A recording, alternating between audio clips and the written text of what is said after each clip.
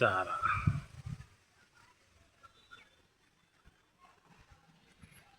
এই দেখুন, এখন আমরা গুরু বামদেবের বাড়ির থেকে বেরোচ্ছি। এই মাকে এখানে জাগিয়েছিল।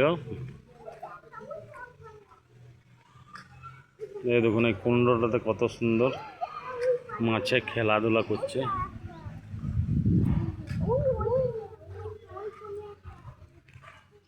খুব সুন্দর গ্রামটা আটলা নামে পরিচিত। গুরু বামদেবের এটা জন্মস্থলে। দেখুন, এটা ওদের পুরো ফ্যামিলির বটে। এই দেখুন মাটির বাড়ি। এই দেখুন, হ্যাঁ ঠিক আছে। এই দেখুন গুরু বাবা, উনিও আসলেন এখন। হ্যাঁ, সব বাড়িগুলো দেখি। একটু বাবা বলুন এখানে গুরু বামদেবের নিয়ে। এটা জয় গুরু বামদেবের জন্মস্থান আটলা গ্রাম। প্রত্যন্ত গ্রামে বন জঙ্গলের মধ্যে তখন তিনি, ওনার বাবার নামটা ভুলে গেল, সর্বানন্দ চট্টোপাধ্যায়, সর্বানন্দ বাবু খুব অতীব গরিব ছিলেন। সংসার নির্বাহ করা তার পক্ষে বড়ই দুঃসাধ্য অবস্থা ছিল। তার সম্বল ছিল খানি বেহালা, আর সর্বোপরি তার গুরু, তার মা। তাদের উপরে নির্ভর করে তিনি সেইভাবে জীবিকা নির্বাহ করেছেন, সংসার পালন করেছেন খুব কষ্টের মধ্যে। সেই সময়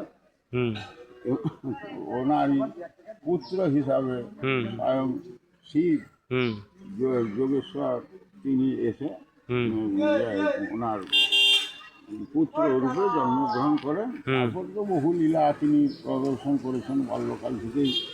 তেনার যতদিন স্মৃতিকাল ছিল বহু কীর্তি আছে। এবং এই বামদেবী প্রকৃত তারাপীঠ যে কী জায়গা, সেই জায়গায় একমাত্র বামদেবী প্রকাশ করে গেছে। তার আগে বহু সাধক এসেছেন। শুধু যুগে পৌরাণিক যুগে বশিষ্ঠ মুনি এখানে বসে তপস্যা করেছেন। তিনি তারার উপলব্ধি পেয়েছিলেন, কিন্তু তিনিও এত কিছু প্রকাশ করতে সময় পাননি, হয়তো প্রয়োজন হয়নি প্রকৃতির সেই তারাপীঠের মাহাত্ম্যকে বাইরে প্রকাশ করার। পরে পরে বহু সাধক এসেছেন, জয়যক্ত, পুরন্দরের বাবা, তারপরে রামকৃষ্ণ, নাটোরের রানী ইত্যাদি সবাই এসেছেন। কিন্তু বামদেব যা করে গেলেন, এই তারাপীঠকে সমগ্র পৃথিবীর মধ্যে এই যে একটা বৃহৎ স্থান, এটা যে একটা সমস্ত কিছু মন্ত্রেরই সিদ্ধি পাওয়ার জায়গা, এই বামদেবই সেটা প্রকাশ করেছেন। নিজের কর্ম, নিজের জীবন দিয়ে স্থাপন করে গেছে। আমরা এখনো পর্যন্ত এরপরে আমার বিশ্বাস যতদিন চন্দ্র সূর্য থাকবে ততদিন এই মাহাত্ম্য বজায় থাকবে এবং বামদেব চিরকালের জন্য অমর থাকবে। আর আমার সাধারণ বুদ্ধি, সাধারণ মানুষের বলার কথা কিছু না। আপনারা আপনাদের ভক্তি এবং উপলব্ধি অনুযায়ী তাকে অনুধাবন করবেন, সেইটাই কথা। জয় গুরু বামদেব, জয় জয় তারা। এটা বলুন বাবা কিছু গুরু বামদেবের নিয়ে। ইয়ে খেত, ওই মরার খদ করে মদ খেত, মাংস 3টে করে মাংস খেত, মরার মাংস। বাল্যকালে দিয়ে এইখান থেকে দিয়ে বাম্মা তার মার সঙ্গে কথা হয়েছে বামা খাবার। আর 14 বছর পৈতে হয়ে বেরিয়ে চলেছে এখান থেকে। মা বলে একবার এসেছিল মার 4টার সময়, তখনই কোনটা গন্ডি কেটেছিল কেউ বলতে পারেনি। আমার বাপ দাদা জানে না, কেউ জানে না বাবা, সে বামদেব জানে। আর বামদেবের মা বাবা জানতে যে আমার ছেলে সাধক হবে, এটা কেউ ধারণা করতে পারে। আজ কোটি কোটি লোক করে গেছে, দেখুন আজ। একদম একদম, ও তো দেখলামই আমরা এখানে। কি ছিল তার সত্যিকার জঙ্গল ছিল। হ্যাঁ, তা বামদেব মাকে জাগিয়েছে উনি। হ্যাঁ, আই 100 আর কি কি একদম মানে ওর এখানে জন্ম মৃত্যু নিয়ে ওর 187 বছর চলছে। বাহ, যাক, খুব ভালো লাগলো আপনাদের সাথে। আর জায়গাটাও খুব ভালো।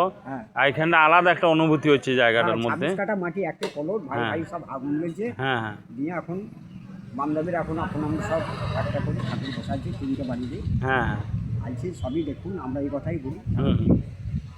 হ্যাঁ দেখুন আমরা এই জন্যই চাইছি মানে এইসব জিনিস কি আছে আজকালকার মানুষরা জানে না, ওই জন্য কি যেটা জানাবার জন্য দেখুন আপনাদের এখানে প্রচার হচ্ছে। হ্যাঁ হ্যাঁ তো আমাদের থেকে যতটা হবে দেখুন ওকে তারাপীঠে এই আটলাতে ওকে ধর্মার করতো, ওকে বুঝতো না বামলে হুম হুম হুম ওরে মারতো, ওকে ছেড়ে আগুন লাগিয়ে তো ই করতো, খেপাতে যেত হুম হুম নিয়ে ছেড়ে তলায় তলায় যে একেবারে শ্মশানে হুম হুম দিন ঘাটোয়াল বলেছে যে না হুম হুম আমি টাকা দিবি না তোকে আমি পার করবো না, এখানে জলমা তারা বলে এখানে গামছা পেরে ভাসতে ভাসতে নদীর দোকানা বান কেউ পার হতে পারেনি, হুম হুম ভাসতে ভাসতে শ্মশানে গিয়ে উঠেছিল।